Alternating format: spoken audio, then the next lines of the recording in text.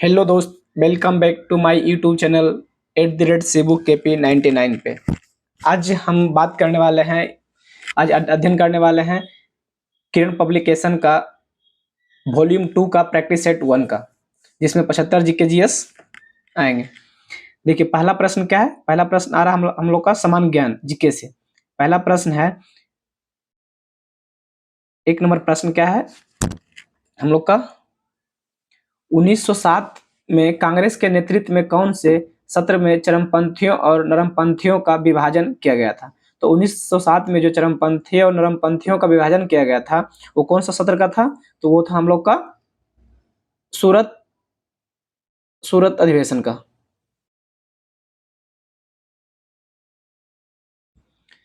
अगला प्रश्न है हम लोग का 2 नंबर प्रश्न, भारतीय संविधान के किस अनुच्छेद के तहत राष्ट्रपति मृत्यु दंड को क्षमा कर सकता है।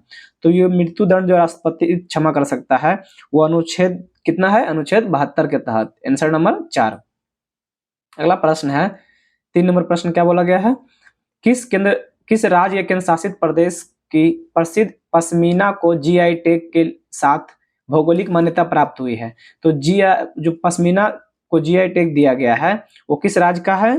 तो ये हमारा हो गया जम्मू कश्मीर का, ये केंद्र शासित प्रदेश जम्मू कश्मीर का। अगला प्रश्न हो गया हम लोग का 4 नंबर का, निम्नलिखित में से कौन बिहार की पहली महिला मुख्यमंत्री बनी है। तो बिहार की पहली महिला मुख्यमंत्री जो बनी है वो कौन है, रेणु देवी। Answer number 1। अगला प्रश्न हम लोग का 5 नंबर है, राष्ट्रीय खाद्य सुरक्षा अधिनियम 2013 कानूनी रूप से लक्षित सार्वजनिक वितरण प्रणाली के तहत ग्रामीण आबादी के डैश तक हिस्से को सब्सिडी वाले खाद्यान्न प्राप्त करने का अधिकार देता है। तो वो कितने प्रतिशत प्राप्त करने का अधिकार देता है। तो हम लोग को कितने देते हैं, 75%। Answer number A. अगला प्रश्न है 6 नंबर, निम्न किस भारतीय राज्य के पास ताप ऊर्जा से सर्वाधिक शक्ति उत्पादक होती है। तो इसमें से 4 ऑप्शन है, कौन सा राज्य से है। तो हमारा हो गया महाराष्ट्र। महाराष्ट्र से क्या हो, जो ताप ऊर्जा जो है वो सर्वाधिक प्राप्त होती है।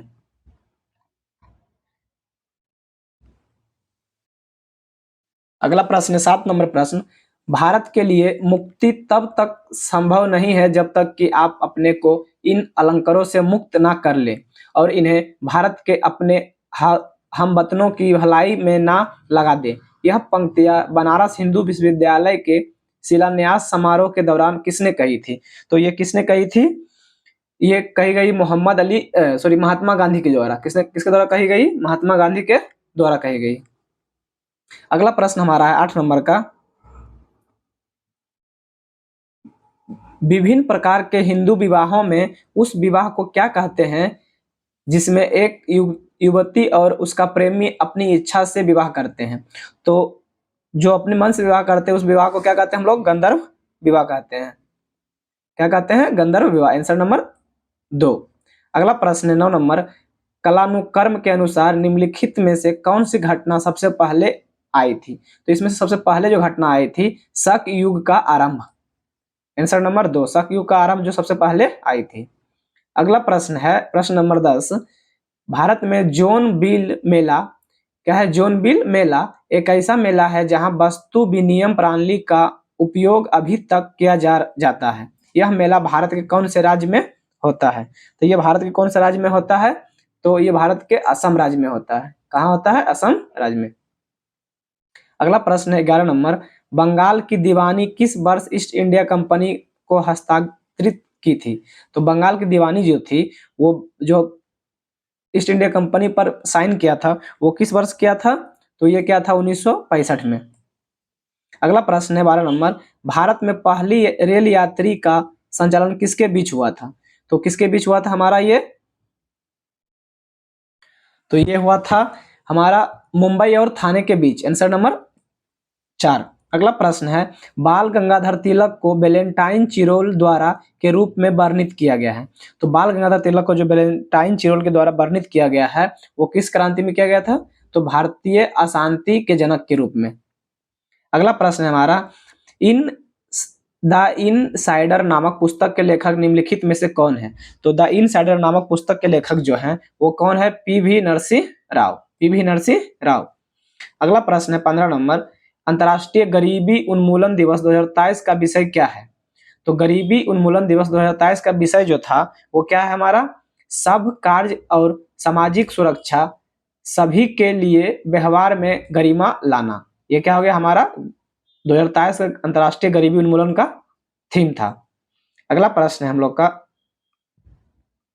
16 नंबर, भारत के जनसंख्यिकी इतिहास में किस वर्ष को महान विभाजक वर्ष the year of the great divide के नाम से जाना जाता है? तो ये जाना जाता है हमारा 1921 के समय जाना जाता है।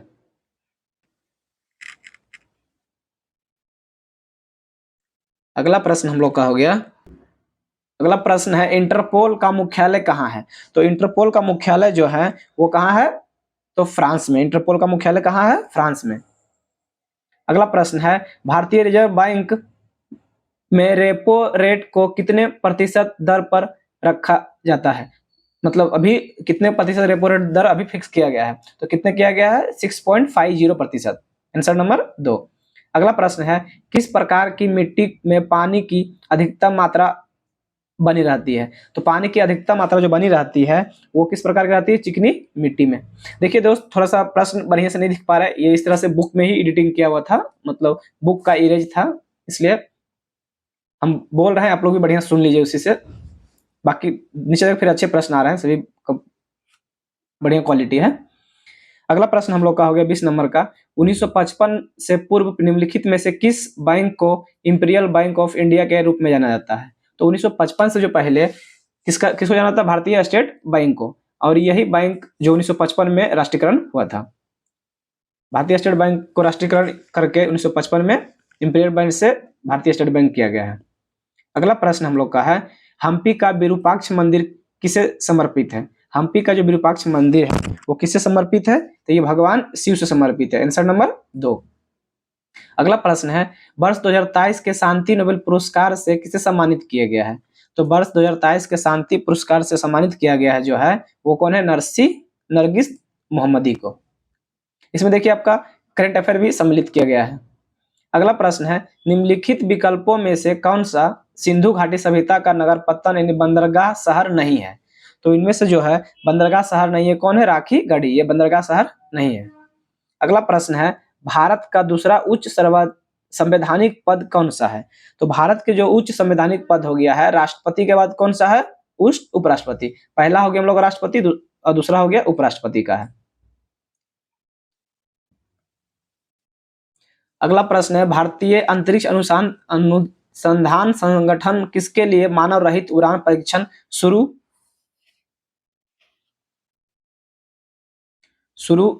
क्या है? अगला शुरू करने की योजना बना रही है। तो ये किसके लिए शुरू करने की योजना बना रही है? जो जिसमें मानव रहित योजना रहेगी वो गगनयान मिशन के लिए है। आंसर नंबर 2 गगनयान मिशन के लिए। अगला प्रश्न हमारा है एरावतेश्वर मंदिर भारत में किस राज्य में स्थित है? एरावतेश्वर मंदिर जो भारत किस राज्य में है? ये हमारा हो गया तमिलनाडु में। Answer number A.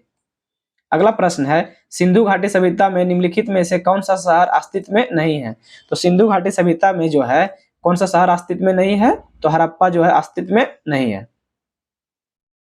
अगला है भारत में कौन सी नदी में रिवर डॉल्फिन पाई जाती है? तो रिवर डॉल्फिन जो पाई जाती है वो घाघरा नदी में पाई जाती है। किसमें पाई जाती है? घाघरा नदी में।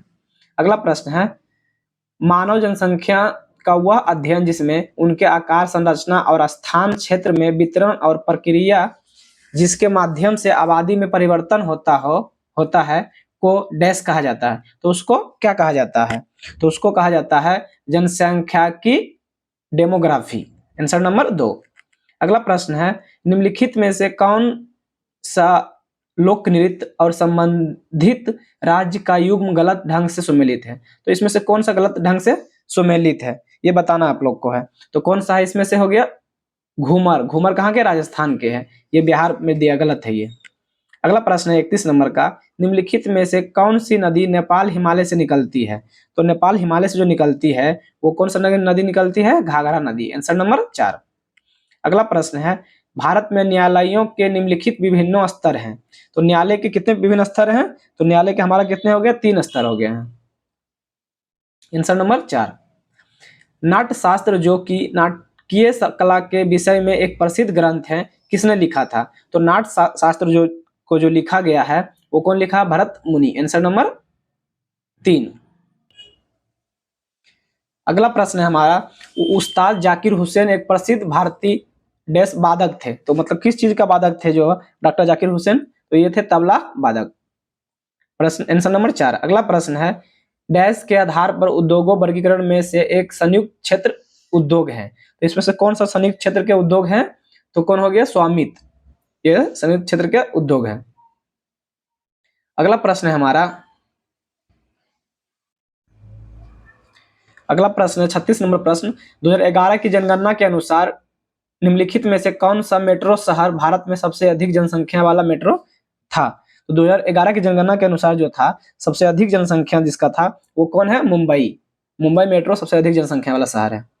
अगला प्रश्न है, भारत मात्रा के संदर्भ में विश्व की सबसे बड़ी मीठे पानी जल की झील कौन सी है? तो सबसे बड़ी मीठे पानी की झील जो है वो कौन सी है?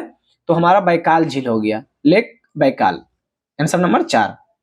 अगला प्रश्न है, टीपू सुल्तान की मृत्यु किस वर्ष अपनी राजधानी श्रीरंगपट्टनम की रक्षा करते हुई थी? तो जो टीपू सुल्तान की मृत्यु हुई थी वो हुई थी किस वर्ष हुई थी? 1799 में। Answer number A. अगला प्रश्न है, WWW का आविष्कार किसने किया था? यानी वर्ल्ड वाइड वेब का आविष्कार किसने किया था? तो इसका किया था Tim Berners Lee. Answer number 4। अगला प्रश्न है, अजीत कुमार डोभाल पांचवें और भारत के प्रधानमंत्री के वर्तमान क्या हैं? वो राष्ट्रीय सुरक्षा सलाहकार हैं। प्रधानमंत्री के राष्ट्रीय सुरक्षा सलाहकार कौन है? तो अजीत डोभाल। और इसमें पूछेगा कितने बार बन चुके हैं? तो ये 5वें बार बन चुके हैं। अगला प्रश्न है हमारा 41 नंबर प्रश्न, भारत के कौन से राज्य में कोयले का सर्वाधिक भंडार है? तो कोयले का सर्वाधिक भंडार जो है कहाँ है? झारखंड में। अगला प्रश्न है, पद्मा सुब्रमण्यम को किस शास्त्रीय नृत्य के लिए जाना जाता है? तो पद्मा सुब्रमण्यम को जो जाना जाता है वो किसके लिए जाना जाता है? भारतनाट्यम के लिए। अगला प्रश्न है हमारा, एनफील्ड राइफल लाने के लिए कौन उत्तरदायी है जिनमें चर्बी वाले कारतूस का उपयोग होता था जो 1857 विद्रोह के तत्कालिक कारण बना था? तो कौन था वो? कौन लाने वाले थे? जो कौन थे हमारा? ये था हेनरी हार्डिंग, ये लाए थे। निम्नलिखित में से क्या भारतीय संविधान की प्रमुख विशेषताएं में से एक है? तो भारतीय संविधान की प्रमुख विशेषताओं में से एक है जो कौन है? ये संघवाद है। Answer number 4। अगला प्रश्न है, डैश की स्थापना 1863 में दादोबा पांडुरंग और उनके भाई आत्मारंग पांडुरंग द्वारा की गई थी जब केशव चंद्र सेन ने लोगों को एक ईश्वर में विश्वास करने और केवल एक ईश्वर की पूजा करने के उद्देश्य से महाराष्ट्र का दौरा किया था। तो किसने किया था? ये कौन से समाज की स्थापना किया था? तो प्रार्थना समाज की स्थापना किया था। Answer number A. अगला प्रश्न है, सौर मंडल के किस ग्रह को पृथ्वी का जुड़वा ग्रह कहा जाता है? तो सौर मंडल के शुक्र ग्रह को पृथ्वी का जुड़वा ग्रह कहा जाता है, इसको इंग्लिश में वेनस भी बोलते हैं। अगला प्रश्न है, निम्नलिखित में से किस चोल शासक ने तंजावुर में निशुंभ यादिनी देवी मंदिर का निर्माण करवाया था? तो चोल शासक जो तंजावुर में करवाया था वो किसका करवाया था? विजयालय द्वितीय ने करवाया था ये निशुंभ साधुनी देवी मंदिर का निर्माण। अगला प्रश्न हमारा है,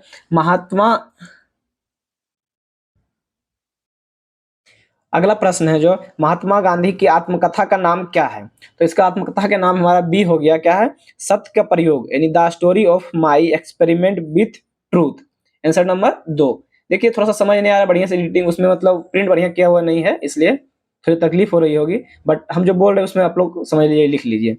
अगला प्रश्न हम लोग का 49 नंबर का, निम्नलिखित में से महिला शतरंज विश्व कप रैपिड चैंपियनशिप बनने वाली पहली भारतीय ग्रैंड मास्टर कौन बनी है? तो इसमें बनी हमारा कोनेरू हम्पी। Answer number 2। अगला प्रश्न है, अगला प्रश्न क्या बोला गया? 50 नंबर, अंतर्राष्ट्रीय रेत कला उत्सव आमतौर पर डैश में आयोजित किया जाता है? तो रेत कला जो उत्सव आयोजित किया जाता है वो कहाँ किया जाता है? वो रेत कला आयोजित जो किया जाता है ओडिशा में किया जाता है। कहाँ किया जाता है? ओडिशा। अब हम लोग चलने वाले हैं जीएस मतलब साइंस के स्ट्रीम में चलने वाले हैं। तो देखिए साइंस वाला हमारा पहला क्वेश्चन क्या हो गया।